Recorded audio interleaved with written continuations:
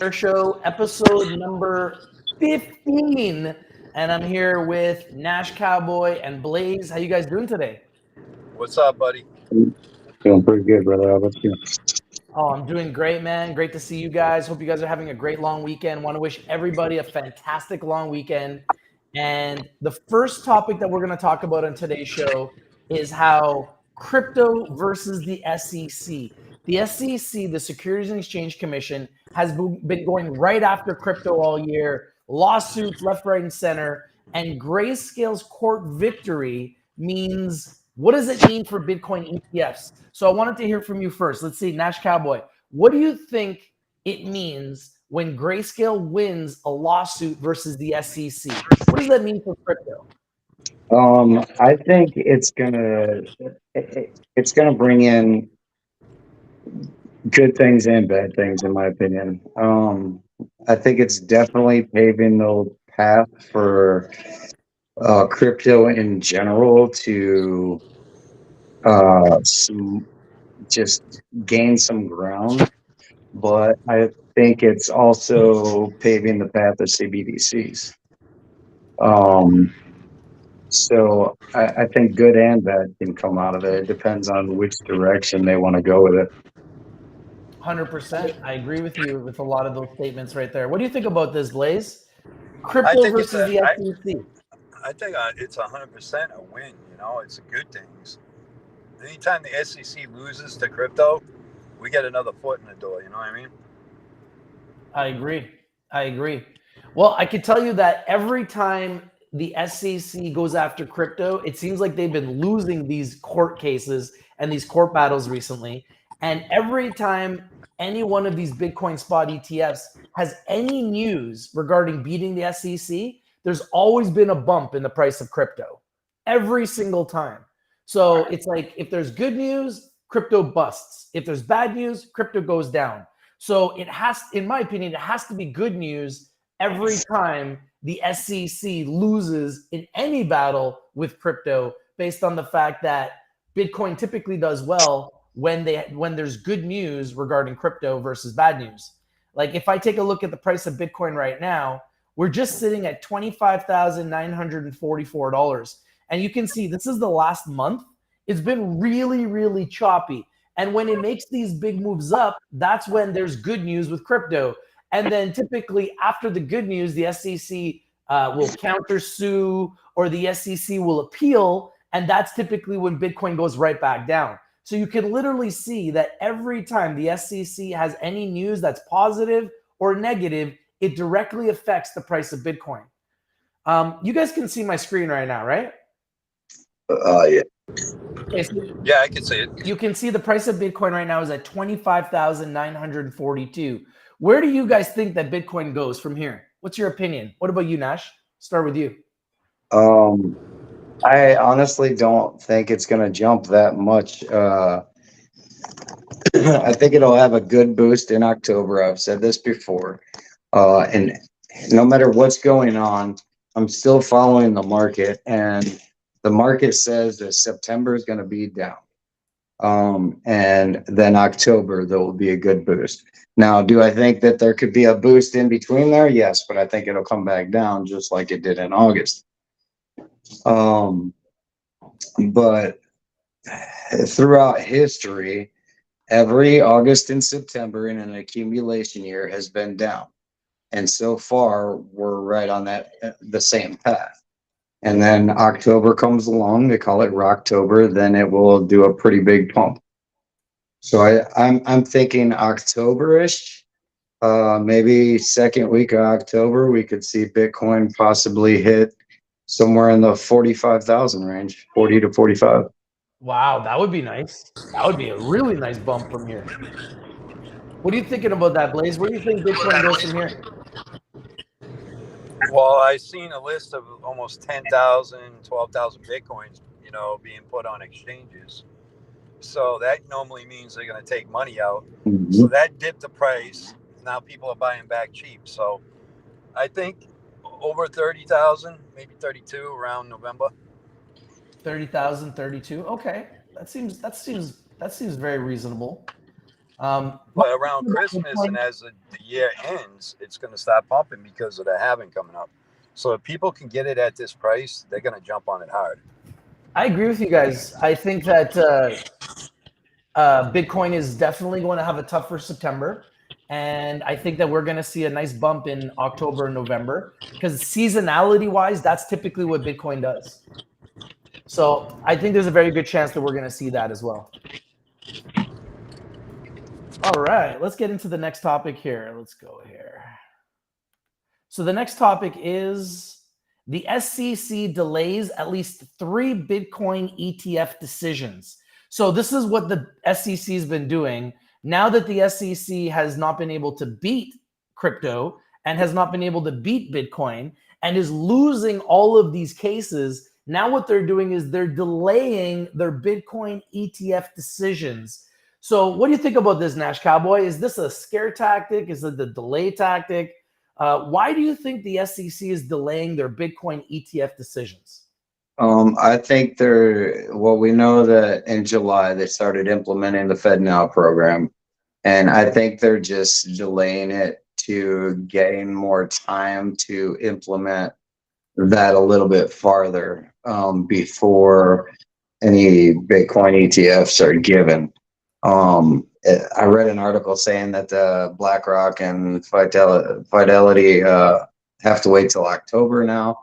I personally think it's going to be longer. And then come after the turn of the year, I believe, will be the first real response on something like that. But I think they're delaying it all for the sake of CBDCs. I think because I do believe it will affect them greatly. Okay. What do you think, Blaze? I think it's nothing but showing that they got some kind of control to put a damper in movement, and it's their only way they can do things right now.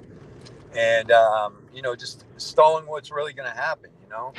So basically, it's a desperate move for them to keep doing this.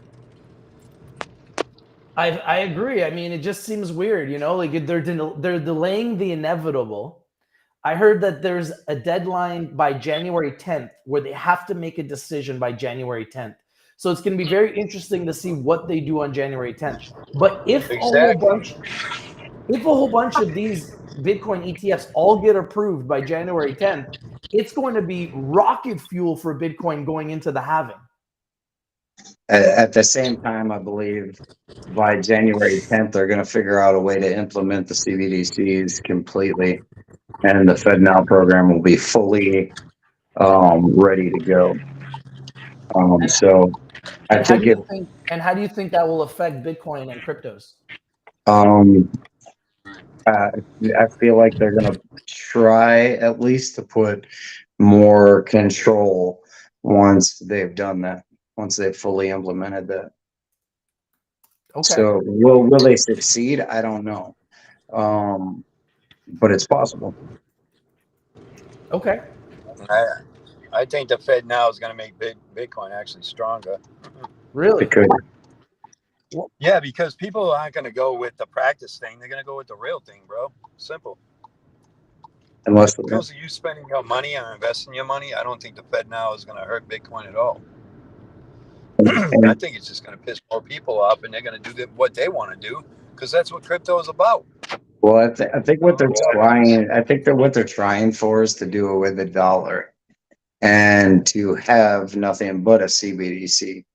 And in my personal opinion, if you had to trade your Bitcoin into a CBDC in order to be able to use it, then it would affect it.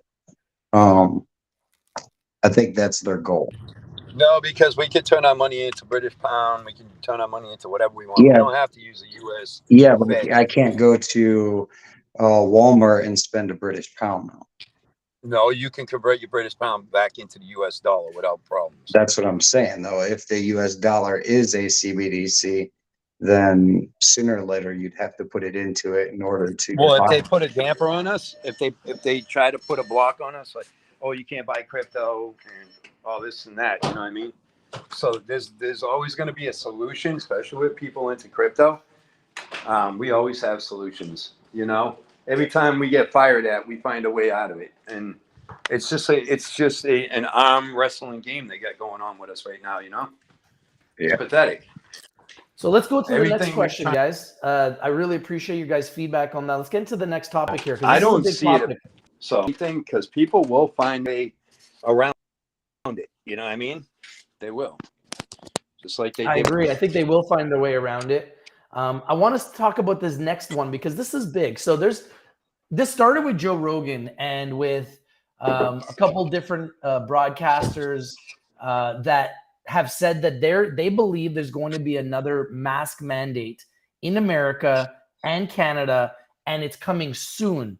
Texas, however, has banned mask mandates as COVID restrictions imposed in other states. What do you guys think about this? Do you guys think we're going back to masks? Do you think we're going back to another pandemic? And if so, will you guys mask up? We'll start with you, Nash. Well, first off, I never wore a mask one time anyway. Okay. All right. So I always said, screw it. I refused it, and I walked in hospitals, I walked in schools, I walked in everywhere. And yes, they were like, blah, blah, blah, blah, blah. And I was just like, it's against my religion. And I kept walking on. And that was my response.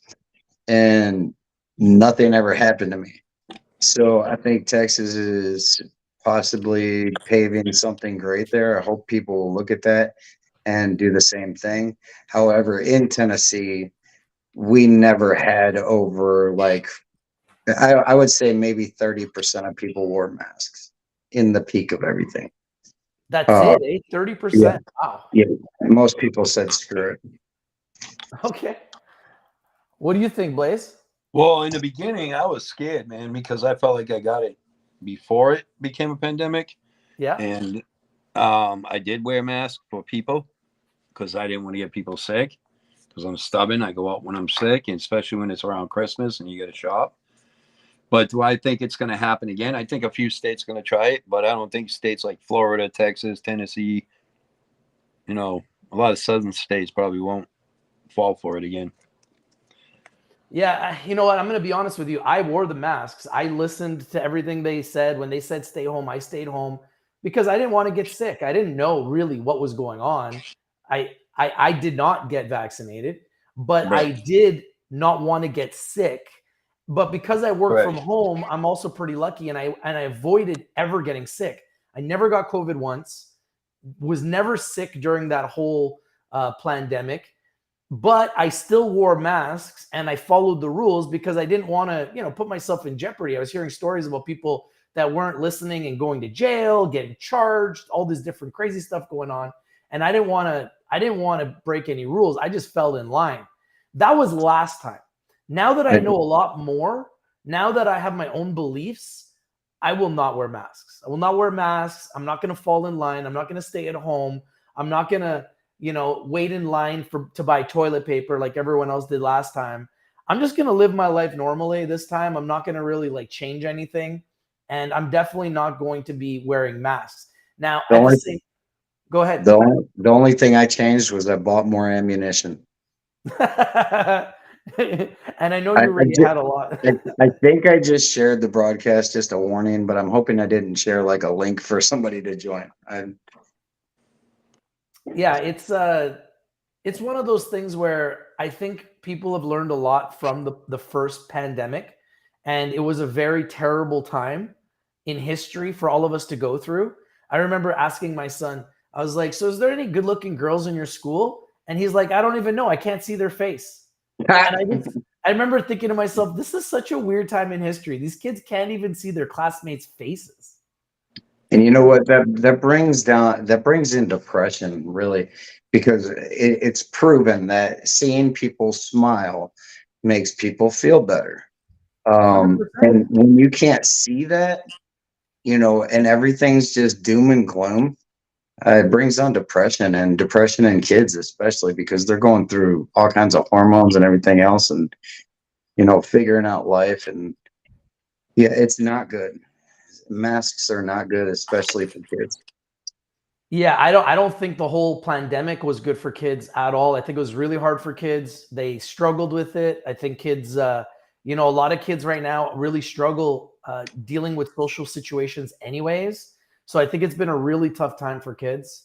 And I'm really thankful that my kids are in sports, so I allowed them to still play their sports, still be social somewhat. But there's a lot of kids out there that they weren't able to hang out with friends. They couldn't really talk to people. They had to learn how to kind of, be alone. So, kids end up playing more video games. They go into a corner and they just kind of, like you said, they get depressed. And I think it was a really tough time for kids. And it's unfortunate that a lot of our kids, we all have teenagers here, had to grow up in this environment. And it's hopefully they don't ever have to see it again. But unfortunately, I think we all believe there's another one coming and probably soon, which is kind of scary. Would you guys agree? Yes. So Very that leads me scary. to my next. Sorry, that leads me to my next question. So, the Canadian economy and the U.S. economy have really been going through a struggle over the last few months, and we're going to talk about America next. But the Canadian economy unexpectedly shrank, and everyone is saying that central banks in Canada are likely to hold rates. So, I really hope they hold rates because rates have been going up at a really, really fast rate, at a record rate. Interest rates have been going up. So if you look at your credit card payments, your interest is higher. Your mortgage payments, interest is higher. Car payments, interest is higher. Student loans, interest is higher. So interest across the board in Canada is going higher for everything as the Canadian economy is trying to slow down inflation. And the only way they've been able to slow down inflation, which is similar to America, is by constantly raising rates. What do you think is going to happen here? I'd love to know your guys' prediction. Will Canada hold rates or will they continue to increase rates? What do you guys think? We'll start with you, Nash. I think, I don't know. Canada's going to do whatever America does. Yeah, I think at this point, like, I'm really on the conspiracy side of things. I think they're trying to collapse the economy because poverty brings power, and I think they're going to continue raising. Okay. I think they're just trying to give a little leeway by saying stuff like that, putting it out there. Well, maybe if you're good, we might be able to do this. In reality, they're going to stick it to us one more time. Man, it's crazy. With the way things are going up and the amount of interest everyone's paying, another rate hike could really put us into a recession, I feel. I already feel like we're in a recession. They won't say that we are, but we're definitely in a recession. It feels like we're in a recession when everything is going up. The cost of everything's going up. We're not making more money. So we're all getting hurt by the fact that the gas prices keep going up, housing prices keep going up, food prices keep going up, and we're not making more money. To me, that feels like a recession. What do you think, Blaze? Do you think that they're going to hold rates in Canada? Or do you think, like Nash, that they're going to keep raising rates? I think eventually, maybe another small hike, but I think they're going to have to hold because people can't do it. They're going to force the government to support the community, which if we can't pay into the government, we cannot get from the government. So they can't wash us down to zero, Earl, are you here? Yes. Hey, how you doing, buddy? Doing pretty good. Well, Sorry about late arrival. You came just in time. Hey, don't worry. I know you're always on the road. We appreciate you joining us. What do you think about interest rates? Do you think that Canada is going to hold rates because we are now shrinking? Our economy is actually shrinking instead of growing. Do you think Canada is going to raise rates, or do you think that they're likely to hold? What do you think? Well, there's discussions about the same thing happening here in the U.S. as the job market continues to shrink and the GDP was actually down, proving the fact that the job market isn't actually producing as much for the growth. However, what we're going to be looking at is that as all these companies from foreign industries leave us for BRICS, right, with their new trade partners, there's going to be less growth for us here in Americas, in North America at least. And especially since Mexico replaced China as our #1 trade partner here in America in the past year. So Wow.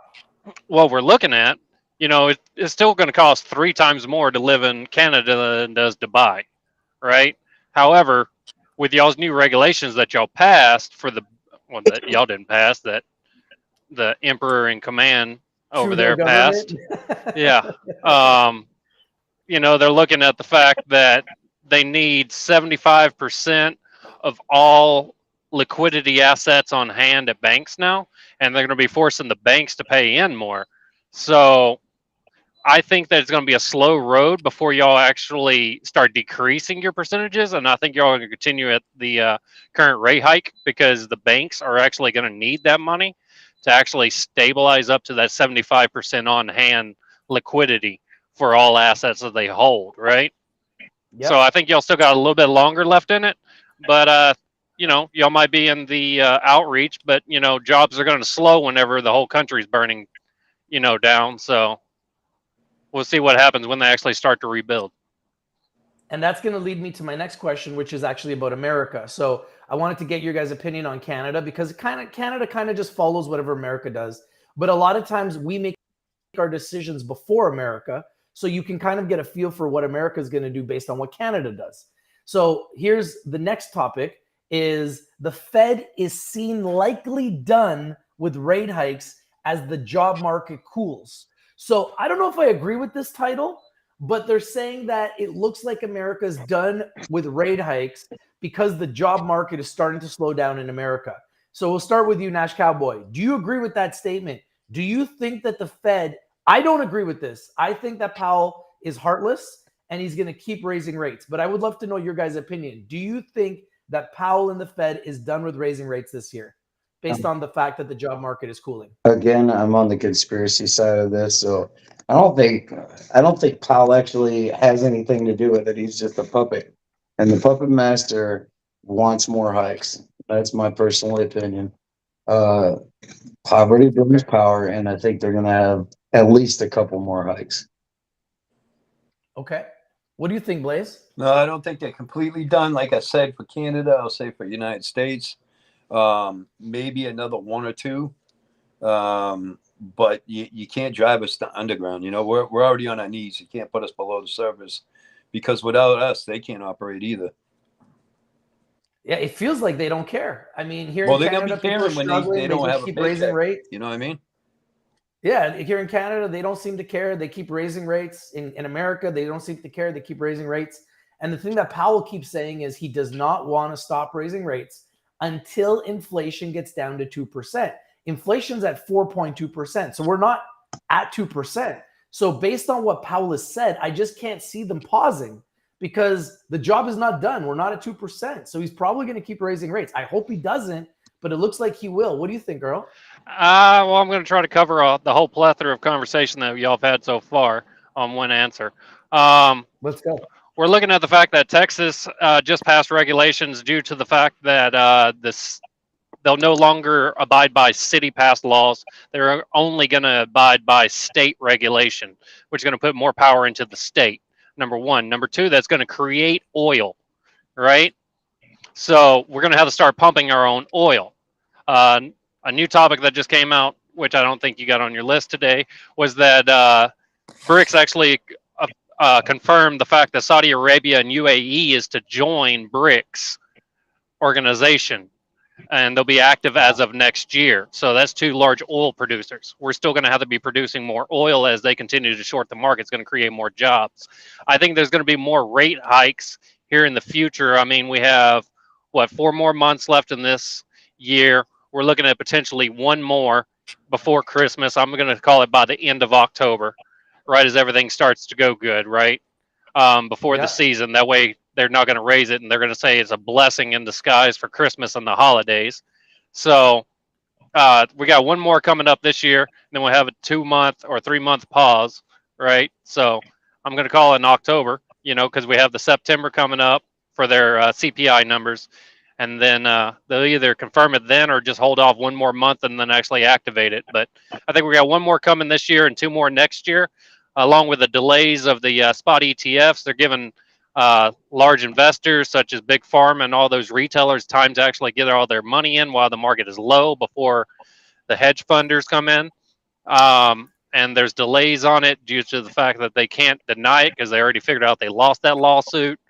So we'll have to see where it goes from there. And I only see Bitcoin hitting a maximum of 40% up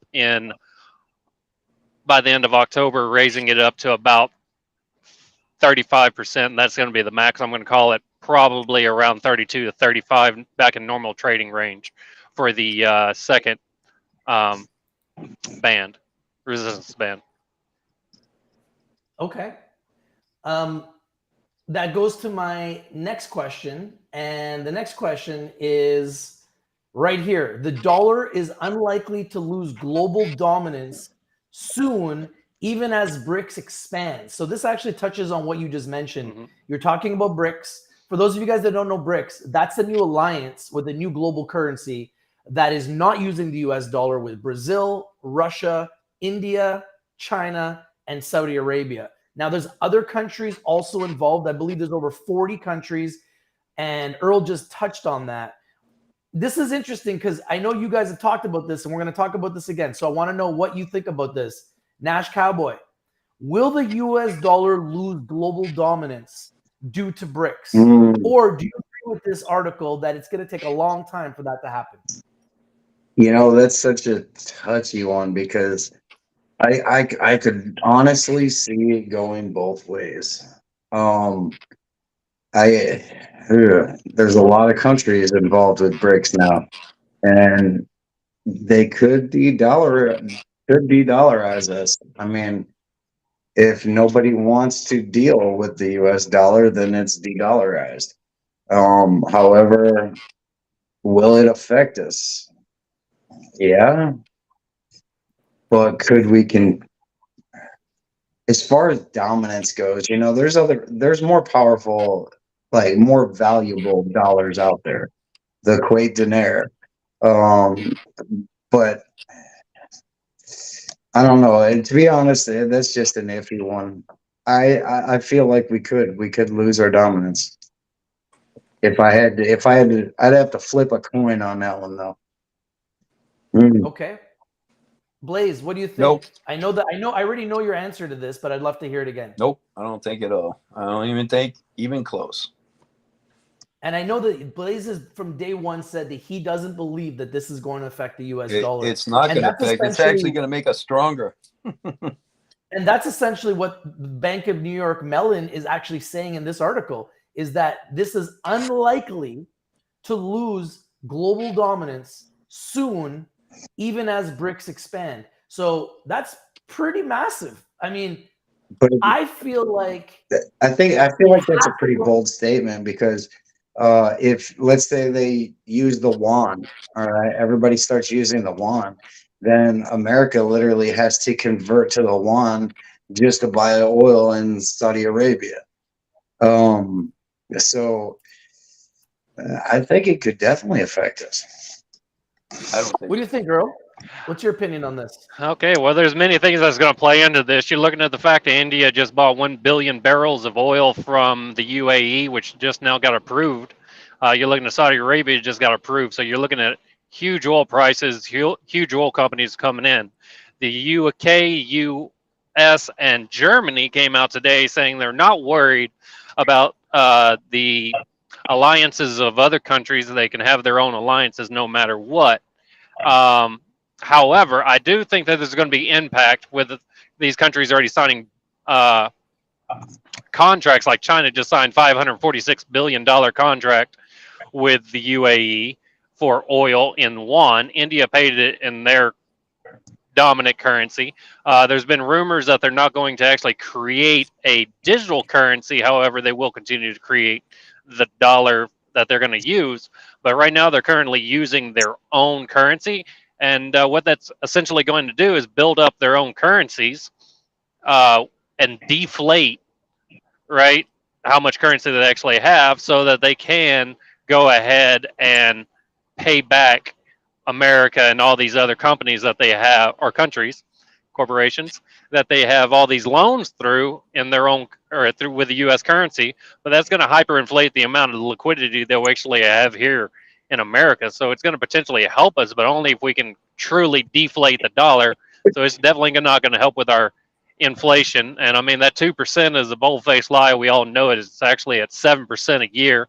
So we're looking, if we're 2% over, we're currently sitting at 9%, but we're currently at 11. So we're going to be looking at the fall of the dollar on its own, not just the oil, but we have to truly deflate the value of or deflate how much of the dollar we have in rotation. And that's only going to be done when we start getting it in and we actually start putting something to back the dollar rather than a never ending and never once we stop putting liquidity behind it, shall we say, that can just move around the country and the world. Once we actually get something stable to put it in behind, maybe BlackRock blesses us and gives us, $1 trillion in Bitcoin to invest our money in here in the U.S. and back our dollar off of it. Because gold only has $45 trillion. Our deficit's over $38 trillion. We're going to need a lot of something. It's funny because Donald Trump has already come out saying that the US dollar is already losing global dominance due to BRICS, and nobody in America is doing anything about it. And one of the things that Trump has said is that when he becomes president, he's going to do everything he can to bring America back to being the standard as far as global currency. And every time I've traveled anywhere in the world, everybody wants that US dollar. Everywhere I go, everyone wants that US dollar.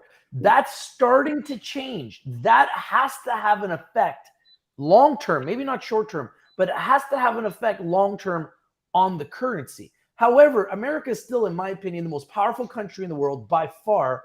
And if other countries don't want to use their dollar, I'm sure America can be creative and find ways to use their own dollar. I don't want to put anybody out there, but Brazil, Russia, India, China, and Saudi Arabia have plenty of hacks out there that like to steal our money on the side and all the crooks. Very high rates of them. So at the end of the day, if our money's nothing to them, they'll stop trying to steal it, and we won't be losing so much money now. I'm sorry I have to say it like that, but it's true. Yeah, but we're looking at the highest GDP countries actually joining up with this. So we're looking at our highest growth potentials with foreign jobs actually leaving. But all of our jobs are going to be going over there, and except for China, which we call uninvestable. But the big part is stock tip 101. There's a big bank in Brazil that's been in operation for 11 years that the entire BRICS system is using. So, if you want to do your own research, you can find that and potentially look at it. That's just less countries we have to donate to when they're in trouble too. So, I mean, at the end of the day, they want out. They ain't getting back in. Yeah, but the problem is our government doesn't do things like that. Right. They ain't get back in, trust me.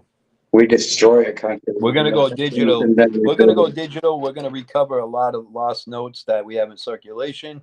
It's going to boost the value of the dollar again, and we ain't going to settle for less. Yeah. And we have our own reserves for oil. We don't have to be buying overseas. We can get it cheaper right on our own land. but is America going to burn tokens? Are they going to burn the dollar to actually bring the value up? I mean, we have to look at what they can do right there, Yeah, they're gonna burn unrecovered notes because whatever notes don't get recovered aren't in circulation. Yeah, but they're too busy printing an infinite amount of money. They're already looking for the debt ceiling extension right now. Yeah. But there's enough money out there unclaimed that can cover that. Sure. It's a very messy situation, and it takes me to my next topic. So my next topic is Robinhood. This is totally right on a different angle, but I want to know what you guys think about this because I just saw this news article. Robinhood is to buy back Sam Bankman-Fried's stake from the U.S. government for $605 million. So my thing is this. If Robinhood buys this stake back from the U.S. government, does that money go to those investors? Guys like Chris? Like, is he going to get his money back? Where does this money go? What do you guys think about this when you hear about these types of things? Seems shady, right? Absolutely. Like, I'd love to know what you think, Nash Cowboy. Like, what happens to the $605 million that Robinhood buys back of their own shares, which I think this is great for Robinhood because that was the stake that Sam Bankman-Fried and FTX had, which the government seized But now Robinhood wants to buy that $605 million worth of shares back. So what happens to that money? Where does it go? Nash Cowboy, what do you think about this? I don't think it's going to go back to the people. Obviously, our government just keeps getting us farther and farther in debt. They're going to keep every friggin' penny of it. So should it be returned to the people? Yeah, absolutely. Of course. But will it? No, I don't think it It will. just seems criminal. It seems criminal. It's like how will people look at Robinhood then after this goes through? I don't know. Robinhood's been on the downward spiral for years. I mean, let's be honest. They have been. So I don't know what they're trying to pull. I think they're trying to get some kind of faith back in the people to invest with them again, but I don't know. I think that they're trying to get a hold of those shares so that they can control the stock more, have a nice block of stock, which they can use to either raise more capital, which will be more dilutive, or they can literally just hold those shares. So they're literally buying back stock, which will take the price back up. I think that's essentially what they're thinking. But like you said, they've really struggled. And I don't even know if Robinhood will be in business in the next few years the way they're going. Yeah. But I'd love to hear, what do you think about this, Blaze, when you see this? I think that's it. That's their way of trying to make up to the public about the big mess they've already created. But in my eyes, I think a lot of people are going to think it's another joke, and they're just going to go and shy more away from them. I think it's a bust plan. Nothing's going to be proven that they bought back anything. No monies are going to be seen by the public, anybody who's invested. So it all could be words. That's all I care. How about you, Earl? What do you think about this? I think it's just a big front. Well, I think that Robinhood just wants their stakes back, something, that's potentially just been sitting there and earning. I don't think they're going to give it back to the people. I mean, it was never the people money. It was Sam Bankman-Fried's. It's just he used people's funds. And if people want their funds back, they have to go after Sam Bankman, not after Robinhood or after his stake, right? Because that still belongs to Robinhood as a publicly shared. But, they're not going to just burn shares and devalue it. I mean, it ain't digitalized, right? It's not crypto. So until we get to layer 4 of crypto and securities actually start buying crypto to place their securities on the hash rate or base layer of Bitcoin, then we're going to be looking at situations like this that happens where in layer 4, there's a promissory where the blockchain is going to hold both people's funding. And if one screws up, then the blockchain can pass the funds back and forth. But in this case, it doesn't happen because the money's already gone. And that's why we need cryptocurrency and something strong like Bitcoin operating at 200 giga. What do you guys think? Do you guys think Robinhood is done? Do you guys think Robinhood even makes it 5 years? Or you think Robinhood's gone? No, I don't think they're good at all. I think they're done. I think 5 years is a push. I mean, that's a tough one. They've made. Do any of you guys use Robinhood? A bad decision. I did, but I got out there as quick as I could. I have a few stocks on Robinhood, but I need to remember to get them out of there. It's not much, just a couple $100, but yeah, I think they're done pretty soon. I think they're in a What do you think, Earl? Bro, I'm getting mysterious people's name requesting money like from Robinhood, like donations and weird. I remember when stuff. Robinhood went public, they were the hottest thing since sliced bread, man, and nobody talks about Robinhood anymore. They're so just wasn't FTX, right? Yep. But Robinhood was like, stocks on there, crypto on there. You know what, Rich? Normally when you're a hot commodity, you become a cold spell.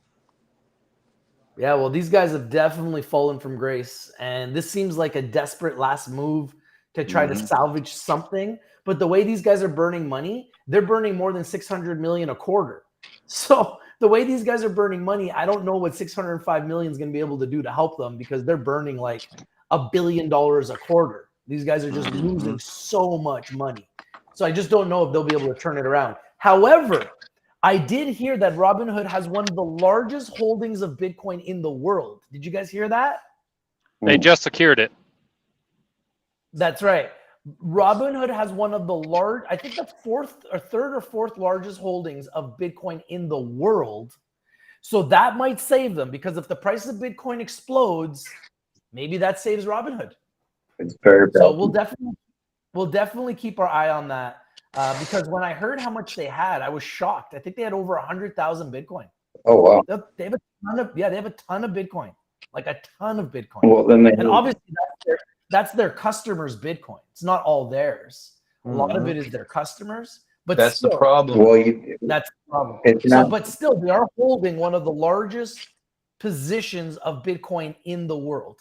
I mean, I kind if of hope it's they their do go custom- belly up just for the way they've treated customers. But, you know, FTX needs an exchange.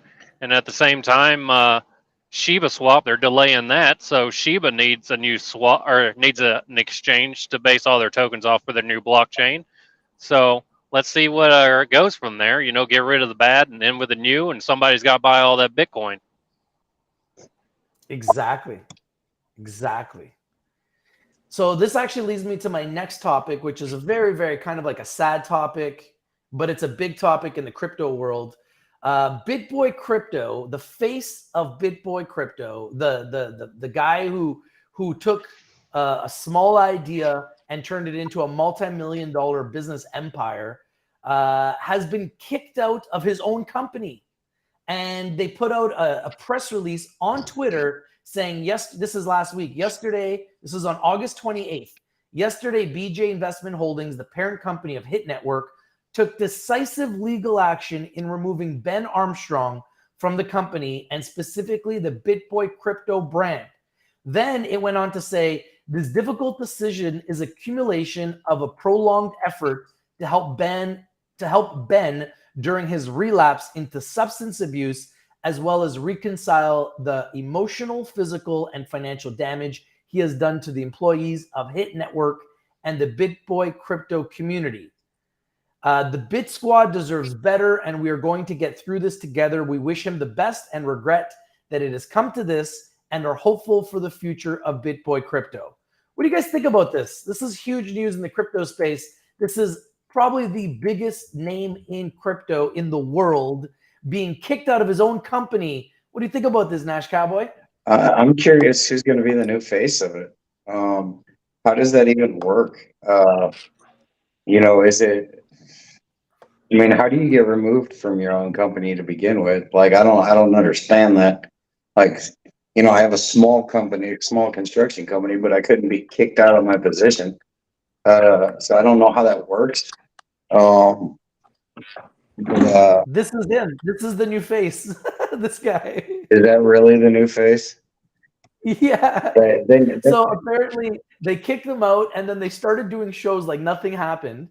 And this guy started becoming the new face. And then apparently he was one of the I guess he was in the behind the scenes. He was one of the partners. And apparently they have a bunch of partners involved in this brand. That's how you get kicked out. To save the company, I will be the new face, okay? Because that is These guys have 1.4 million followers on YouTube. They have like millions of followers on every single social media platform.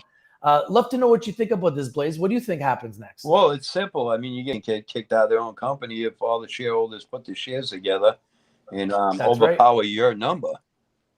That's right. Easy. We're gonna back out or you're out. So they're gonna go bust either way. He had no choice, and paid behind the scenes. He's getting paid, and I'm sure he made an agreement somewhere or another. So I heard you say something about it was over substance abuse. I was watching something. I just caught a glimpse of it. I don't know too in depth of it. I know he had like an affair on his wife or something like that, and he admitted to it. That was true. Yeah. So like it got messy. Him and his wife. He was talking public about it too. So yeah, him and his wife were both talking public about it.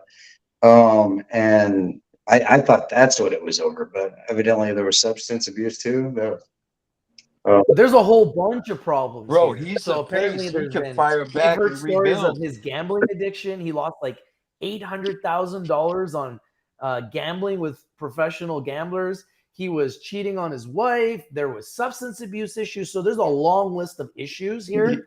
And they obviously felt like they had to make a move to remove him because he was doing more damage. Well, he than could pull a good. Donald Trump, get more fame off of getting picked on.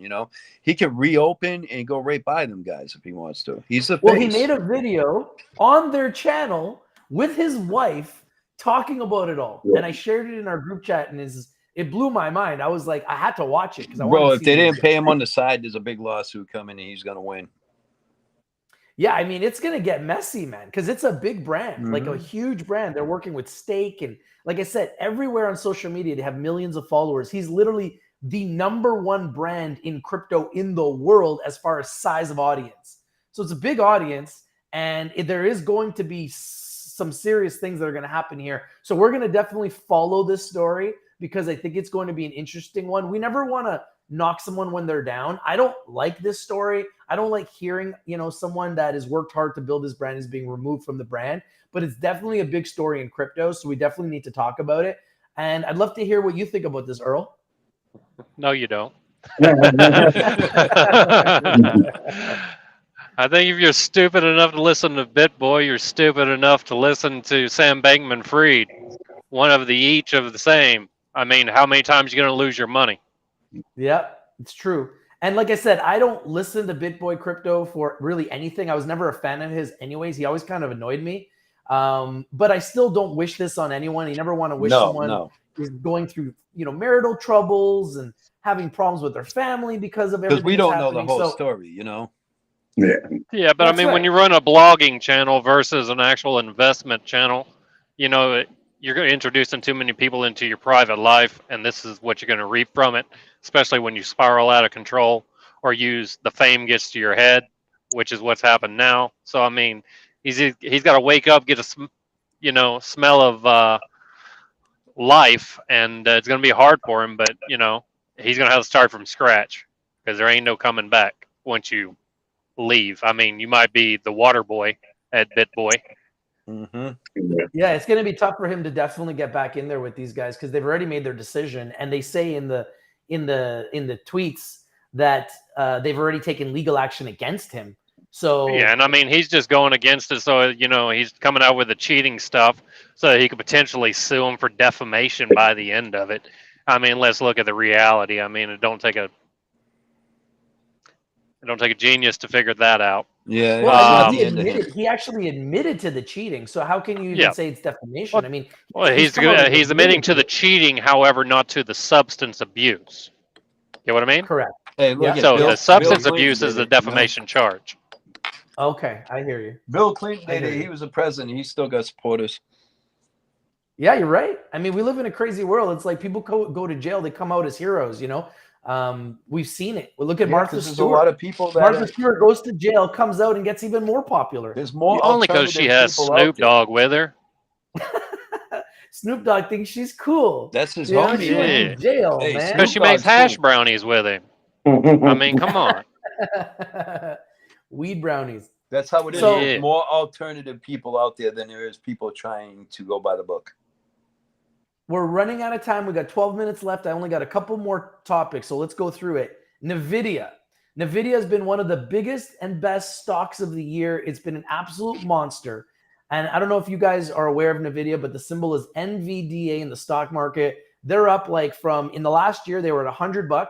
They're sitting just under $500 now. So this is a stock that's gone up about 400% in a year. And I want to show you guys this. I don't know if you can see this, but their revenue growth has been outstanding.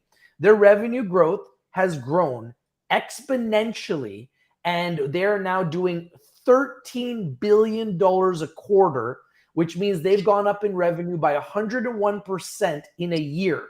So while most companies are struggling and companies are shrinking, NVIDIA's company is blowing up, and their revenues have more than doubled in a year. They're now up to $13 billion in revenue, and they've guided for $16 billion next quarter. And this is a company that has become rich by making chips, AI chips, artificial intelligence chips. This is what's making them rich, artificial intelligence chips. So love to know what you guys think. Is AI the greatest single company in the world right now, NVIDIA, when it comes to artificial intelligence? Is this a stock that you guys would be interested in buying? Does it continue to go higher? or does NVIDIA go down from here? Because this is one of the greatest AI stories of 2023. What do you think, Nash?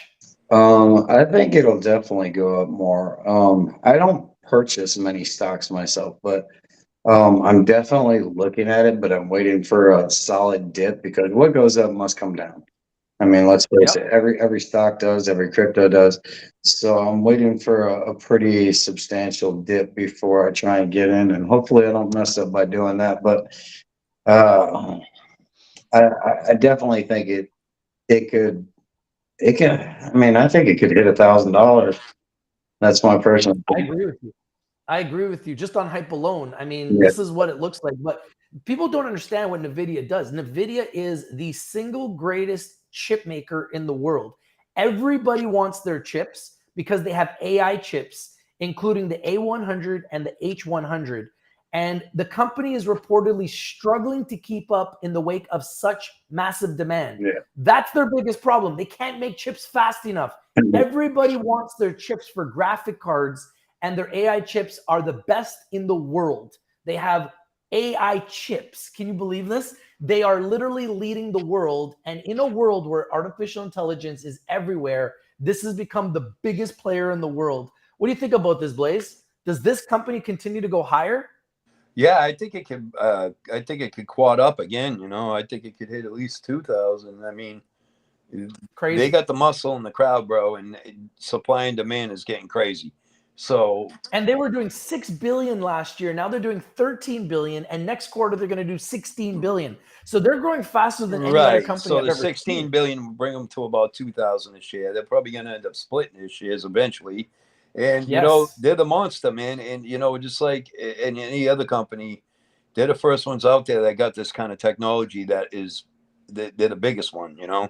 So people like bigger, better, more productive, and especially in my eyes, if they're having a hard time pumping them out, that's something I want to invest because they're having a hard time making them because they're not having a hard time selling them. You know what I mean? So this is a They're good reminding investment. me of Tesla, the way these guys are growing, the way that they're I've exploding, been the way that watching the them stock too. is doing. So It's like the Tesla of last year. Like Tesla had that year last year where they just kept going up, and now it's NVIDIA, but it's earned I because mean, at this is a $100 company a that pop revenue at one keeps going point. higher. Revenue keeps growing, and in a market where, like I said, many companies are shrinking, this is a company that keeps growing. Yeah. Earl, what do you think about NVIDIA? Well, I came unprepared for this subject. Let's see if I can pull something out of my hat. NVIDIA is based out of Taiwan, number one. You have China right next to it that wants all satellite technology and chip processing from over there. They're not investing their money over here anymore. Where do you think that money's going? Number two, NVIDIA has been beating the pants off of Intel for the past 10 years and has the government a contract. Their thread counts within their processors are astronomical, all the way up to 500 threads, right? And they've been building networks, hubs, routers, servers, everything. So as more companies become technology driven, right? We're looking at the fact that they're going to need these higher processor speeds and the higher thread counts, and Intel's not going to cover the buck anymore. I don't care how much baloney garbage the old man that can't even walk straight feeds you from the White House. Intel is not going to make it here in the U.S. when you have NVIDIA outperforming you by billions of freaking dollars and other foreign countries looking at digitalizing and mining as they open things up. So when you can put in these bots, that's the biggest problem with NVIDIA is you have all these crypto people on there and they're immediately buying the chips and cards as soon as they come out and selling them at a higher price to the first come first serve basis, right? So and they also been trying to come out with the uncrackable, so and code breaking. So when they start implementing the AI, that's the only thing that's going to help them. But in the same end, is going to bite them because when you look at an AI cracking all your codes versus a human, is no hands down. But we're trying to get to the next step of quantum processing, right? Quantum processing. And we can only get there with higher thread count processors. And when Intel is still stuck on an Intel 4 processor and an i9 processor, it don't pass the buck even how sharp you get the image if you ain't pulling the resolution, and if you ain't staying cool, you're going to overheat every time. I'm glad NVIDIA finally fixed their 12 cord issue that they had for their T4 cord that plugged into the power supply where it was overheating and made it out of plastic. And I'm glad they fixed that 3 years ago. 3 years ago. So I see nothing but good things for them in the future.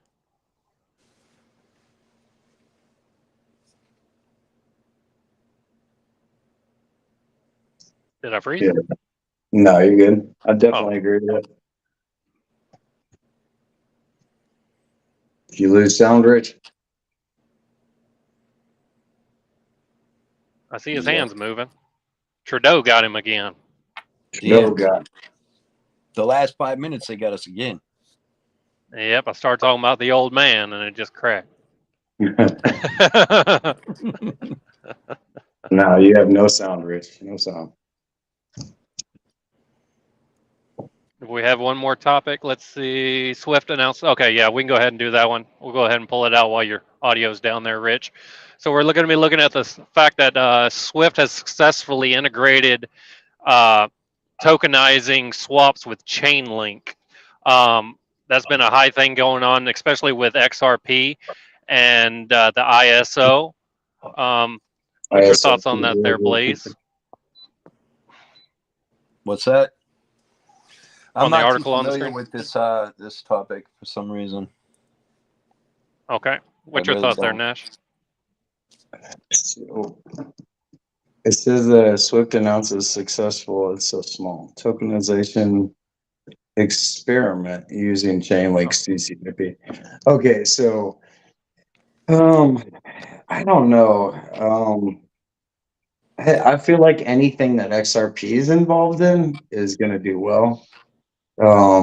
Anything wrapped around the ISO 20022 project is going to do well. Who knows? I don't know a whole lot about Chainlink, but I mean, I'm in on all that stuff though. I mean, I've bought Chainlink. I hold some Chainlink. If that's what that's talking about. But I really haven't researched that one enough to even speak on it. Okay. So Chainlink is pretty much a ledger technology, the same as XRP, for digitalizing assets and moving through the SWIFT banking system per se. You have your different your different ledger technologies. You have Quant, which holds a majority of the oracles. And then you have XRP that feeds into it, and you also have Chainlink. Chainlink went ahead and has been working with Swift Banking to cut down on cost with communicating with Quant. But the thing is that they were working a demonstration with Australia, right? And they transferred $3, which means they had to buy 3 links and then transfer the links and then cash it out on the other side in Guinea, whatever that is. Chainlink's working with Quant then?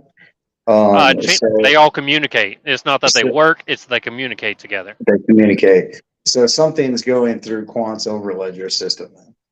It is a overhead. It is an overledger itself. However, Quant is the one that holds all of the oracles that can communicate with multiple blockchains. Okay, so think of Quant in the middle, XRP's over here, Chainlink's down here. Chainlink's down. The only thing that feeds into this is that even while they've been slowly rolling out and working with Swift here, is that the holdings, right, for the people holding over a year, has actually dropped 3.6% versus, let's look at Cardano, which is up over 170% for long-term holders on the Chainlink technology. But when we're looking at companies that are working with Swift, like XRP was supposed to have been 6 years ago, and there has been no financial movement on the token itself besides a little bit down due to the Bitcoin drops. I mean, they're still holding stable. We're still sitting at a ground level pretty much and ready for a pump. But I mean, with many holders leaving, we might be in for a slight, a little bit less, but I still think the strong backers are there.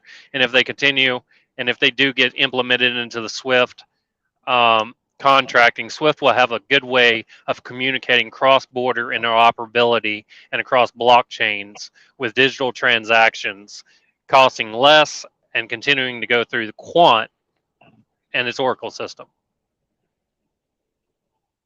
And I think that pretty much sums it up. I don't think Rich has any sound here. So Rich is ready to go. I gave him the signal to wave whenever he's done. So all right. So take care, Rich. So everybody have a good day. Thank you for joining us. Rich TV Live. Make sure y'all follow Nash, follow Blaze, follow Rich TV over here. And we'll see y'all next time. And we're going to go to the outro.